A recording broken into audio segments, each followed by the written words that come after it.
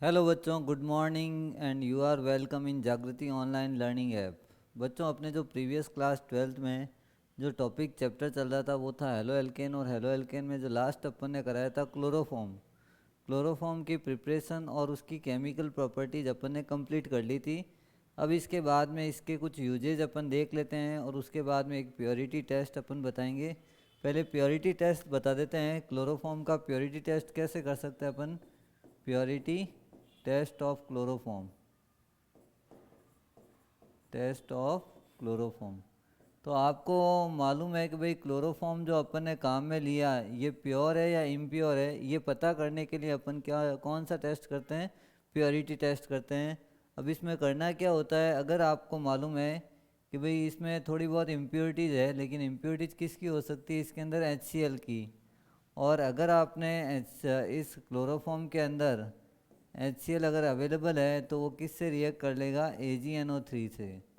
तो आप एक टेस्ट ट्यूब में, ये एक टेस्ट ट्यूब ले ली और टेस्ट ट्यूब में आपने क्या भर दिया है? क्लोरोफॉर्म भर दिया है इसके अंदर। और क्लोरोफॉर्म डालने के साथ में थोड़ा सा 5-7 ड्रॉप्स आपने क्या डाल दिया इसके अंदर? AgNO3 का सॉल्यूशन डाल दिया। ये AgNO3 का सॉल्यूशन डाला। अगर AgNO3 का सॉल्यूशन डालते ही यहाँ के अंदर, यहाँ इसके अंदर कौन सा पीपीटी आ जाता है? वाइट पीपीटी या वाइट प्रेसिपिटेट अगर आ जाता है, इसका मतलब वो क्लोरोफॉर्म इम्प्योर है। और अगर वाइट प्रेसिपिटेट नहीं आता है, इसका मतलब वो क्लोरोफॉर्म क्या है? प्योर है। तो ये पता कर सकते हैं अपन, क्योंकि ये इससे रिएक्ट करेगा। HCl और AgNO3 मिलके आपस में क्या बनाएगा? AgCl प्लस यहाँ क्या बन जाएगा? HNO3।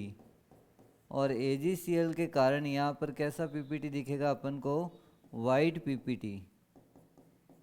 अगर वाइट पीपीटी आ जाता है, इसका मतलब HCl क्लोरोफॉर्म इम्प्योर है, प्योर नहीं है पूरा 100%। अगर प्योर वही होगा जिसमें आप AgNO3 की कुछ ड्रॉप्स डालेंगे और उसके अंदर आपको कोई वाइट पीपीटी नहीं मिलेगी, तो अपन कहते हैं वो प्योर है। क्योंकि क्लोरोफॉर्म जो है, क्लोरोफॉर्म में ये जो बॉन्ड है वो कोवलेंट बॉन्ड है। C और Cl का बॉन्ड कौन सा है? कोवलेंट। और वो कोवलेंट बॉन्ड अगर ब्रेक नहीं होता है, इसका मतलब वो क्लोरोफॉर्म क्या है? अपने लिए प्योर है। और यहाँ ये रिएक्शन सिर्फ कौन सी रिएक्शन करता है? HCl की रिएक्शंस करेगा। तो HCl की रिएक्शन के बेस पे अपन यहाँ बताएंगे कि ये किससे रिएक्ट करेगा और किससे रिएक्ट नहीं करेगा। और अपन ने यहाँ देखा कि भाई अगर वाइट प्रेसिपिटेट आ जाता है, इसका मतलब ये इम्प्योर है। और वाइट प्रेसिपिटेट अगर नहीं आता है, इसका मतलब वो क्या है? प्योर है। ये इसका प्योरिटी टेस्ट हो गया अपना क्लोरोफॉर्म का। अब अपन बात करते हैं इसके कुछ यूजेज की। तो नेक्स्ट जो पेज पे अपन इसके यूजेज पढ़ लेते हैं। यूजेज क्या है वो देखते हैं। यूजेज, तो यूजेज में वही है, क्लोरोफॉर्म को एज ए किसकी तरह बिहेव कर सकता है?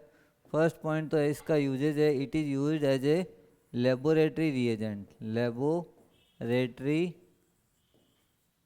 रिएजेंट, इसको अपन किसकी तरह बिहेव करेंगे?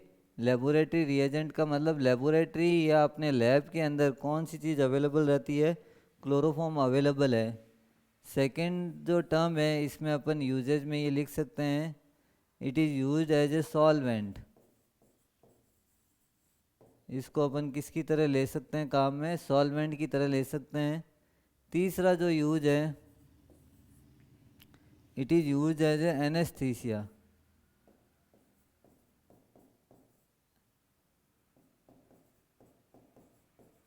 एनेस्थीसिया का मतलब क्या होता है? किसी को भी बेहोश करना है या उसको स्मेल अगर सूंघ लेता है तो वो एनेस्थेटिक पर्पज़ के फॉर्म में इसका यूज़ कर सकते हैं। लेकिन आजकल अपन इसका यूज़ नहीं करते एनेस्थीसिया के अंदर। क्यों नहीं करते? क्योंकि अपन को मालूम है कि अगर ज़्यादा एनेस्थीसिया या ज़्यादा किसी को सूंघा दिया ये, या ज़्यादा इनहेल कर लेता है, तो वो उसका जो है टाइम पीरियड फिक्स नहीं होता, कभी भी वो कोमा में जा सकता है। और कोमा में जा सकता है, इसका मतलब ये ज़्यादा क्वांटिटी में इसका यूज़ नहीं कर सकते, क्योंकि उसके बाद में वापस जो है इसमें एनेस्थेसिया लंबा असर हो सकता है, इसमें लंबे टाइम तक इसका इफ़ेक्ट हो सकता है। फोर्थ जो है इसमें अपन ड्राई क्लीनिंग में इसका यूज़ ले सकते हैं, for the dry cleaning purpose. ये जो 4-5 यूज है इसको अपन को ध्यान में रखना है। और ये सारे यूजेज किसके बताए अपन ने, क्लोरोफॉर्म के यूज है। ये अपना टॉपिक है। तो क्लोरोफॉर्म अपना टॉपिक हो गया। इसके बाद में एक टॉपिक और आता है, वो है आयोडोफॉर्म। और आयोडोफॉर्म में सेम प्रिपरेशन है, इसको अपन ज़्यादा लंबा नहीं खींचेंगे। इस आयोडोफॉर्म का फॉर्मूला क्या होता है,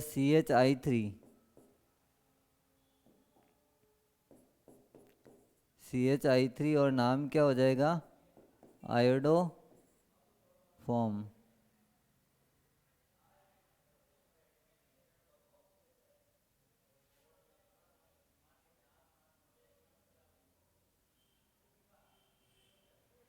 आयोडोफॉर्म। अब आयोडोफॉर्म जो है जिसका फॉर्मूला अपन ने क्या लिखा, CH3 है, क्लोरोफॉर्म की तरह ही है। किसकी तरह काम करता है ये, क्लोरोफॉर्म की तरह ही है। और क्लोरोफॉर्म की तरह ही इसका फॉर्मूला क्या लिखेंगे अपन, आयोडोफॉर्म। और क्लोरोफॉर्म का फॉर्मूला सिर्फ क्या होता है, CHCl3। लेकिन आयोडोफॉर्म का फॉर्मूला क्या है, CH3। ये एक मेजर डिफरेंस है फॉर्मूले के अंदर। इसके अलावा प्रिपरेशंस वो है, सेम की सेम है। फिजिकल प्रॉपर्टीज थोड़ी सी डिफरेंस है। और इसके यूजेस थोड़े से अलग है, तो वो अपन टॉपिक करेंगे। बाकी सेम प्रोसेस आएगा, सेम केमिकल प्रॉपर्टीज शो करेगा, सेम इसकी प्रिपरेशंस होगी। हेलोफॉर्म रिएक्शन से बना सकते हैं। और इसमें अपन ले सकते हैं आयोडोफॉर्म के अंदर इसका केमिकल फिजिकल प्रॉपर्टीज़। पी का मतलब हो जाएगा फिजिकल प्रॉपर्टीज़। अब फिजिकल प्रॉपर्टीज़ के बेस पे अपन अगर इसका बताते हैं क्या क्या इसकी फिजिकल प्रॉपर्टीज़ है, तो अपन कहते हैं फिजिकल प्रॉपर्टीज़ के बेस पे ये एक yellow crystalline, yellow colour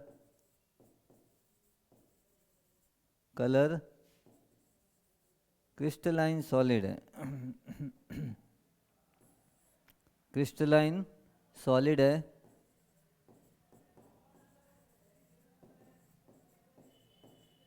solid है।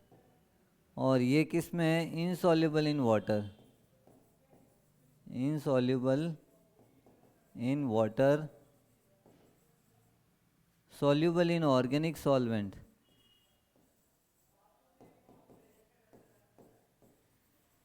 Organic solvent like ether, benzene,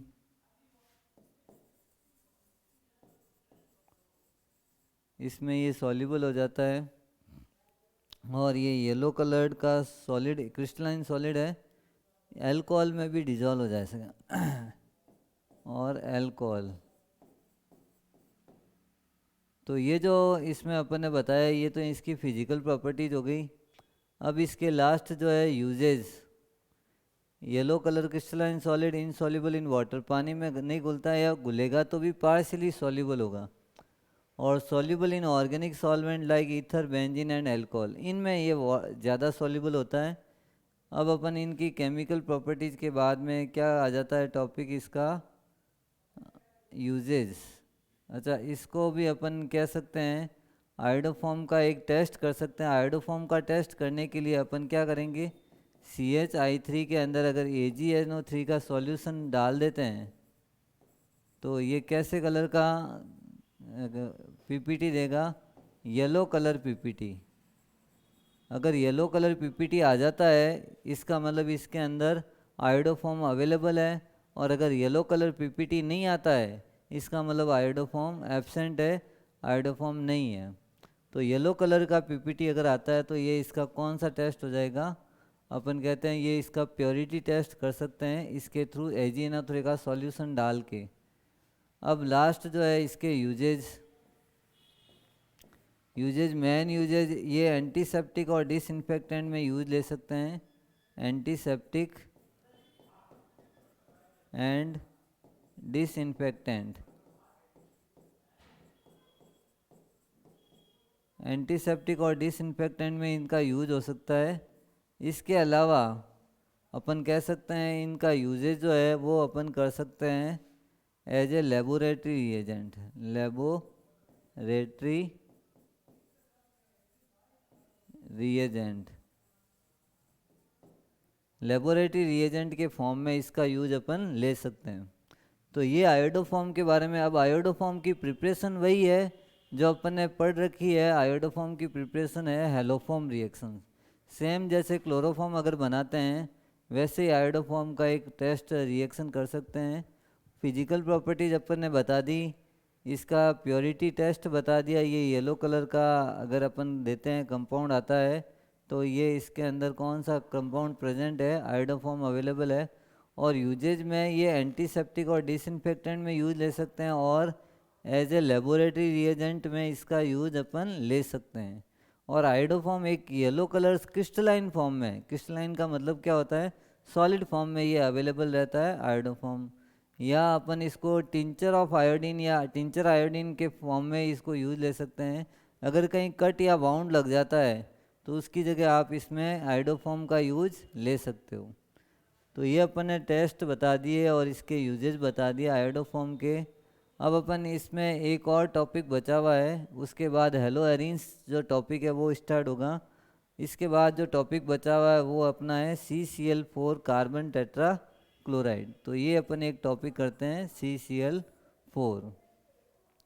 CCl4 का पूरा नाम कार्बन टेट्रा क्लोराइड है, कार्बन टेट्रा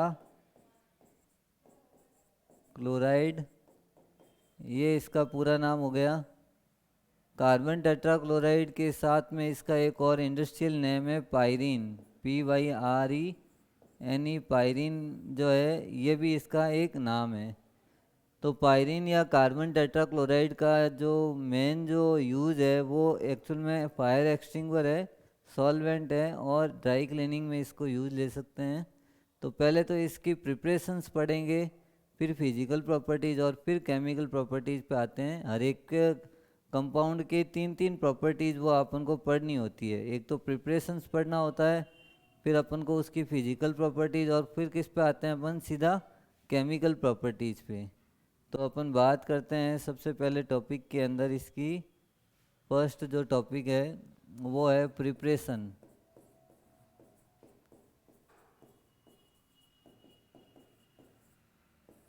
प्रिपरेशंस क्या है ये देखते हैं। अब प्रिपरेशन सबसे पहले अपन बना सकते हैं क्लोरोफॉर्म से ही बना सकते हैं।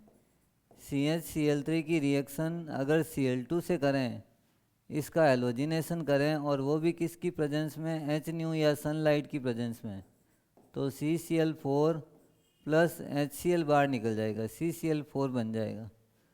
तो ये रिएक्शंस में अपना CCl4 बना और साथ में HCl रिमूव हुआ। इस रिएक्शंस को अपन क्या बोल सकते हैं, ये क्लोरीनेशंस बोल सकते हैं। क्लोरोफॉर्म का क्लोरीनेशन अगर करेंगे तो CCl4 या कार्बन टेट्राक्लोराइड बन जाता है। सेकंड जो है अपन बोलेंगे इसमें CHCl3 बनाने के लिए CS2 का यूज करते हैं, कार्बन डाइसल्फाइड, और इसमें 3Cl2 और रिएक्शंस में क्या बन जाएगा, CCl4 plus H2Cl2 sulphur monochloride, और CCl4 का मतलब क्या हो गया, कार्बन टेट्राक्लोराइड। तो ये दो प्रिपरेशंस मेन इंपॉर्टेंट है अपनी। एक तो क्लोरोफॉर्म से बना सकते हैं और एक दूसरा किससे बनाएंगे अपन, कार्बन डाइसल्फाइड से अपन ये प्रिपेयर कर सकते हैं। और करने के लिए अपन ने क्या किया, इसका क्लोरीनेशन किया तो CCl4 बन गया और H2Cl2 ये रिमूव हो गया। और इसका अगर क्लोरीनेशन किया तो CCl4 बना और साथ में कौन सा मॉलिक्यूल बाहर निकला है, HCl बाहर निकला है। ये इसकी अपन ने क्या बता दी है, प्रिपरेशंस बताई। अब अपन बात करते हैं फिजिकल प्रॉपर्टीज़ की। सेकंड टॉपिक है फिजिकल प्रॉपर्टीज़। पी का मतलब क्या होता है, फिजिकल प्रॉपर्टीज़। अब फिजिकल प्रॉपर्टीज़ में ये लिखेंगे, it is colourless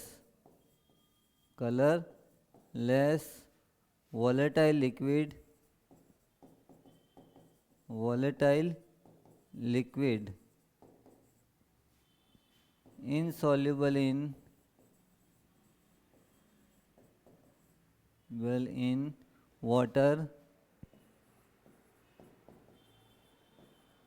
and soluble in organic solvent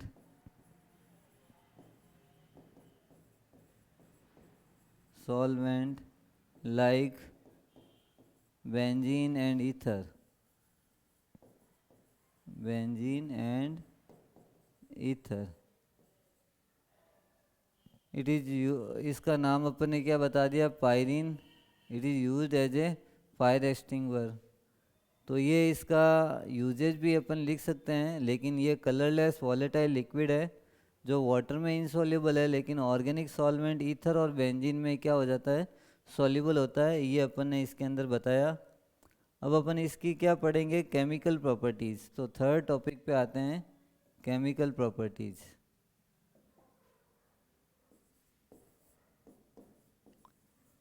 chemical properties. Chemical properties का मतलब है वो किस किस से रिएक्ट करेगा. तो करेगा तो सबसे पहले इसका रिएक्शन विथ वाटर या स्टीम कर सकते हैं. First reaction with steam. Steam का मतलब किससे रिएक्शन करनी है, वाटर के साथ. और ये CCl4 का स्ट्रक्चर C और चारों तरफ क्या लगा हुआ है, Cl, CCl4. और फॉर्मूला किसके साथ रिएक्शन करवानी है, H2O के साथ. और लगभग 775 केल्विन पे इसको गर्म करेंगे, हीट करेंगे, इससे ज़्यादा हीट करेंगे, तब ये दोनों H और Cl बाहर निकल जाएंगे और क्या रिमूव हो जाएगा, COCl2 प्लस 2HCl. और COCl2 को अपन क्या बोलते हैं, पॉइजन गैस. एक जहरीली गैस है, पॉइजनस गैस है. ये इसमें बन सकता है अगर वाटर या स्टीम के साथ रिएक्शन करवाएं तो. सेकंड है, इसका अगर हाइड्रोलाइसिस करते हैं तो क्या बनेगा. नेक्स्ट पेज पे लेते हैं. सेकंड है हाइड्रोलाइसिस. और हाइड्रोलाइसिस जो है वो एल्कलाइन मीडियम में करना है. एल्कलाइन का मतलब है बेसिक मीडियम में. तो अपन ने क्या ले लिया, CCl4 plus 4KOH.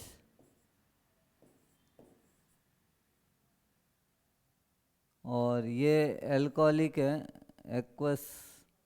Aqueous medium में है, AQS.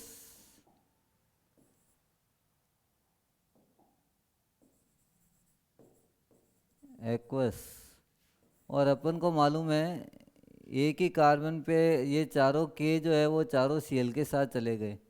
अब एक ही कार्बन पे कितने OH आएंगे, 4 OH आ जाएंगे वैलेंसी पूरी करने के लिए. और ये अनस्टेबल है, ये चीज़ जो बना हुआ है ये क्या है, अनस्टेबल है. इसमें से वाटर मॉलिक्यूल निकल जाएगा, 2H2O निकल जाएगा, और पीछे क्या बच जाएगा, CO2 प्लस 2H2O. CO2 को कौन सी गैस बोलते हैं, carbon dioxide gas plus water molecule निकल गया. ये जो रिएक्शन है इसमें, इस प्रोसेस को अपन क्या बोलते हैं, हाइड्रोलाइसिस.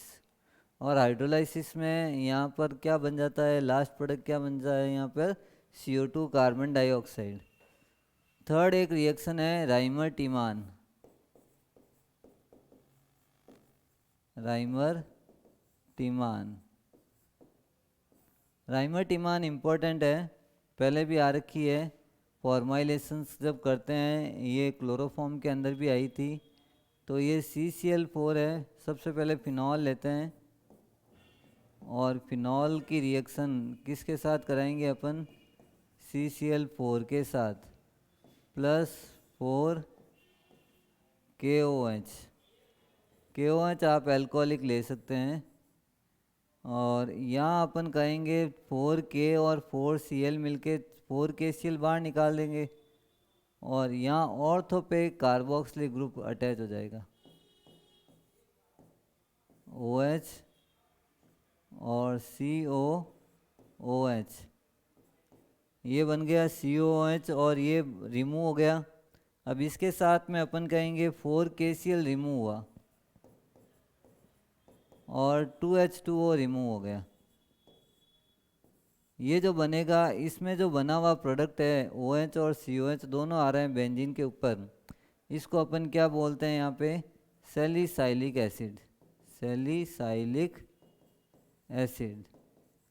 और ये एसिड जो है अपने कार्बोक्सिलिक एसिड जो है, ये जनरली एस्प्रिन टैबलेट बनाने के लिए, पेन रिलीवर या पेन किलर टैबलेट बनाने के लिए, या खून को, ब्लड को पतला करने के लिए, पतला करने का मतलब है ब्लड में जो अपन कहते हैं ये इकट्ठा हो जाता है कोलेस्ट्रॉल, उसकी वैल्यू को कम करने के लिए अपन किसका यूज़ कर सकते हैं, ब्लड फ्लो इजीली बनाने के लिए, ब्लड सर्कुलेशन मेंटेन करने के लिए इसका यूज़ करते हैं। इससे अपन कौन सी टैबलेट बना सकते हैं, एस्प्रिन या डिस्प्रिन। और लास्ट जो है फ्रियॉन्स का फॉर्मेशन ऑफ फ्रियॉन,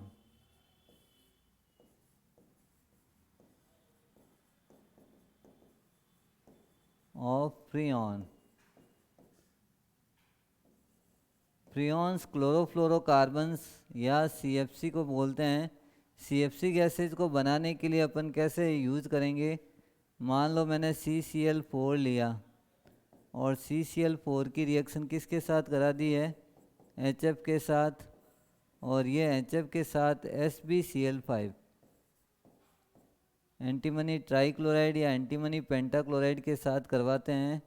SbCl3 या SbCl5 के साथ अगर कराएंगे तो ये 2H और 2Cl गायब, तो बनेगा क्या, CCl2F2 प्लस 2HCl।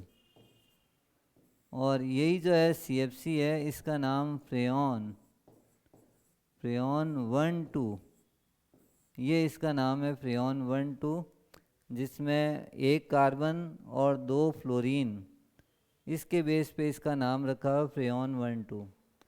आगे फ्रेयॉन्स में भी बताएंगे कैसे इसका नोमेनक्लेचर करा हुआ है। फ्रेयॉन्स का मतलब है क्लोरोफ्लोरोकार्बन्स जो अपने एनवायरनमेंट के लिए हार्मफुल है। फ्रिज और AC में जो गैसेज यूज़ लेते हैं जनरली क्लोरोफ्लोरोकार्बन्स का यूज़ ले सकते हैं, कूलिंग के लिए इसका यूज़ अपन ले सकते हैं। तो ये यहाँ तक अपन ने कराया। अब इसके जो है केमिकल प्रॉपर्टीज पढ़ ली, अब इसके यूजेज अपन पढ़ लेते हैं, और यूजेज के बाद में अपन न्यू टॉपिक पे आएंगे। तो यूजेज के लिए लेते हैं अपन, नेक्स्ट पेज पे करते हैं स्टार्ट इसका यूजेज। तो ये यूजेज है। फर्स्ट पॉइंट तो अपन इसमें क्या लिख सकते हैं, it is use as a solvent. इसको अपन किसके फॉर्म में काम में ले सकते हैं, एज ए सॉल्वेंट। जनरली जो ऑर्गेनिक सॉल्वेंट में अपन किसका यूज करते हैं, CCl4 का ही यूज करते हैं ऑर्गेनिक सॉल्वेंट के फॉर्म में। सेकेंड पॉइंट लिख सकते हैं, it is use as a fire extinguisher.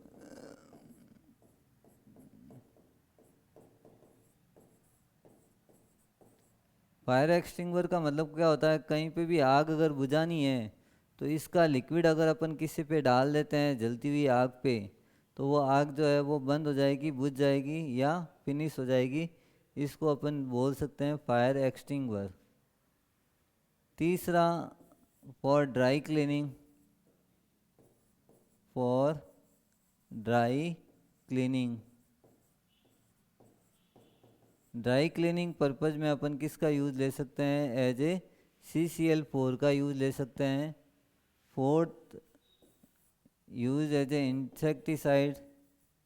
Insecticide and vermicide. Insect को मारने के लिए या वर्म्स को मारने के लिए अपन किसका यूज़ ले सकते हैं, CCl4 का। और पांचवा इसमें लिख सकते हैं as a laboratory reagent, laboratory reagent.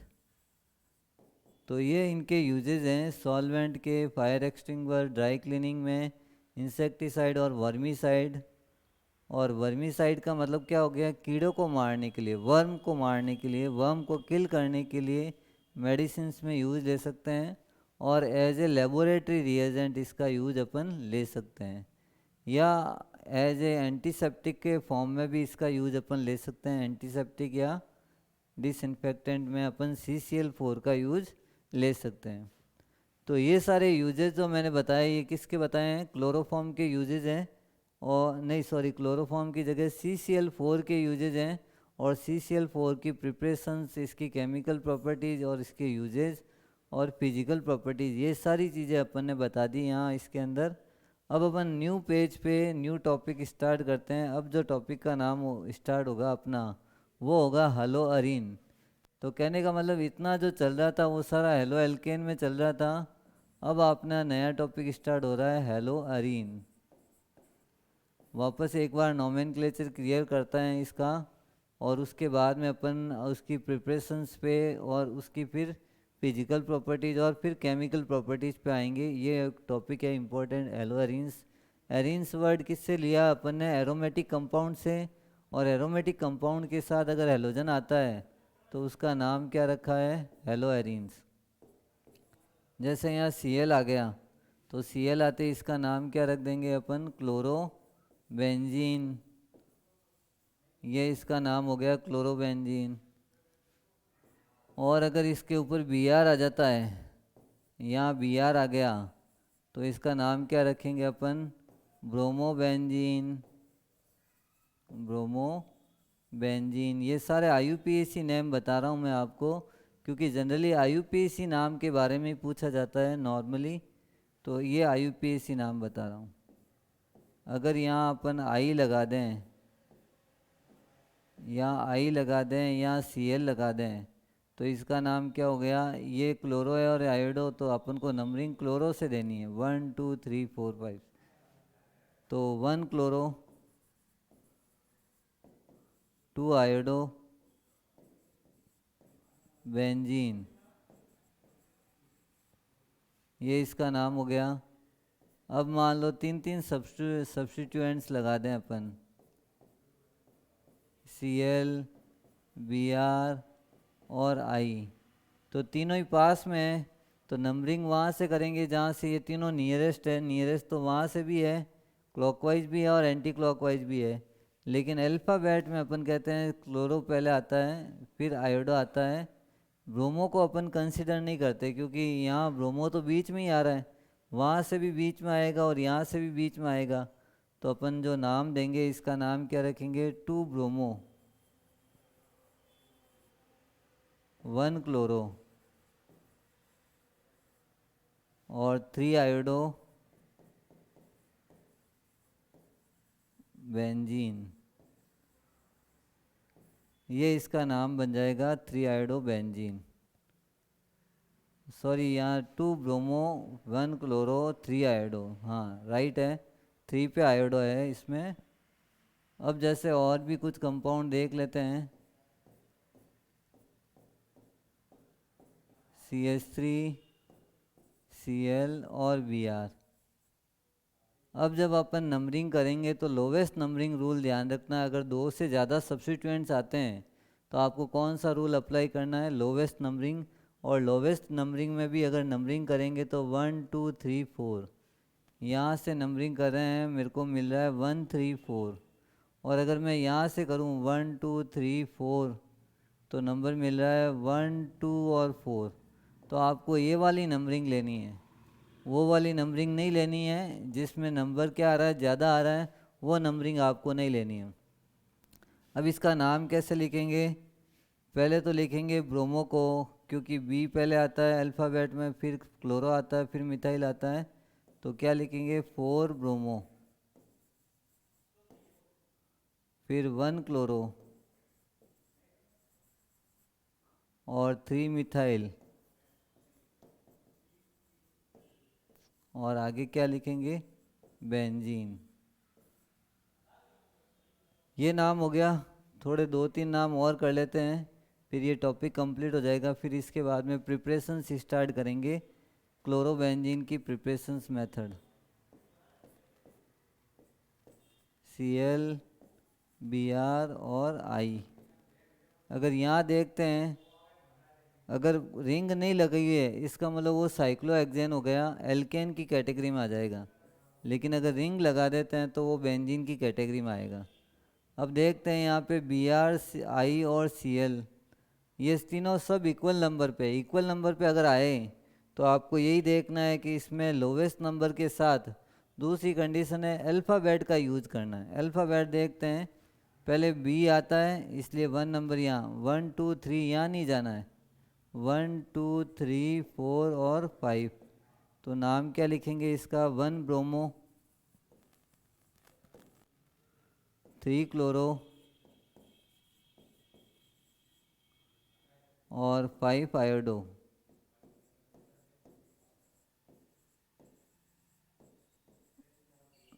Five iodo benzene, ये इसका नाम बन गया 1 chloro bromo 3 chloro 5 iodo benzene. और अगर अपन इस तरीके से दे दें, ये CH3 है, ये Br है और ये Cl है और ये F है, तब आपको लोवेस्ट नंबर देखना है। लोवेस्ट नंबर के साथ ये भी देखना है कि नाम भी लिखना है जो अल्फ़ाबेट से लिखना है। अब अगर यहाँ से नंबरिंग करें तो भी वही कंडीशन आ रही है और यहाँ से करें तो भी, तो आपको नंबरिंग यहाँ से करनी है क्योंकि यहाँ लोवेस्ट नंबर आ रहे हैं। अब इसका जब नाम लिखेंगे तो क्या लिखेंगे, यहाँ देखो 1 ब्रोमो 3 क्लोरो और 2 फ्लोरो 5 मिथाइल और फिर लिखेंगे बेंजीन को। तो ये नाम जो अपन ने सारे बताए हैं ये सारे हेलो एरिन्स के नाम है, और हेलो एरिन्स के नाम में कैसे अपन को अल्फ़ाबेट यूज करना है, क्या करना है क्या नहीं करना है, ये सारी चीज़ें अपन ने बता दी। और आज की क्लास में अपन यही रखेंगे। यहाँ तक आपको पूरा एक प्रिपेयर करना है कि भाई कैसे किसी का नोमेनक्लेचर, CCl4 की प्रॉपर्टी, CCl4 की प्रिपरेशन, CCl4 का केमिकल प्रॉपर्टी जो इम्पोर्टेंट है वो था राइमरटिमान। CCl4 के अंदर राइमरटिमान ज़्यादा इम्पोर्टेंट है, और एक जो है इसका हाइड्रोलाइसिस एक्वस मीडियम में वो भी थोड़ा इम्पोर्टेंट है। इससे पहले मैंने जो टॉपिक करवाया था वो क्लोरोफॉर्म का यूजेज और उसकी प्रॉपर्टीज़ के बारे में बताया था कि भाई इसको अपन कैसे आइडेंटिफाई कर सकते हैं। और एक मैंने आयोडोफॉर्म के यूजेज और आयोडोफॉर्म की जो प्रिपरेशंस है वो अपन ने क्लोरोफॉर्म के अंदर या एलोफॉर्म रिएक्शंस के अंदर लिखवा रखी है, वही आपको वापस यूज लेनी है। और इसके बाद में जो अपन ने कराया था आयोडोफॉर्म की यूजेज वगैरह ये करवाए थे, आयोडोफॉर्म की प्रिपरेशंस, केमिकल प्रॉपर्टी जो जनरली क्लोरोफॉर्म की होती है वही प्रॉपर्टीज सेम इसी की आएगी, इसलिए अपन ने ये टॉपिक पूरा नहीं करवाया। अब इसके बाद में जितने भी टॉपिक आएंगे, जैसे आएगा इसकी प्रिपरेशंस, प्रॉपर्टीज़ और केमिकल प्रॉपर्टीज़, ये सारी चीज़ें अपन करवाएंगे। तो आज की क्लास में अपन इतना ही रखते हैं। Thank you for joining this class. Be continue to reading this class, watching this video and share this video. Thank you.